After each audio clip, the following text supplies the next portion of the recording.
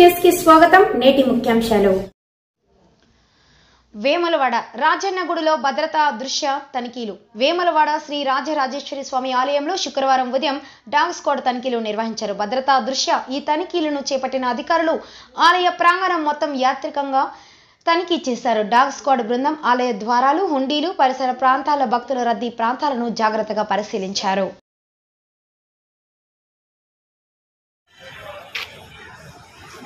ఇప్పుడు ఎందుకు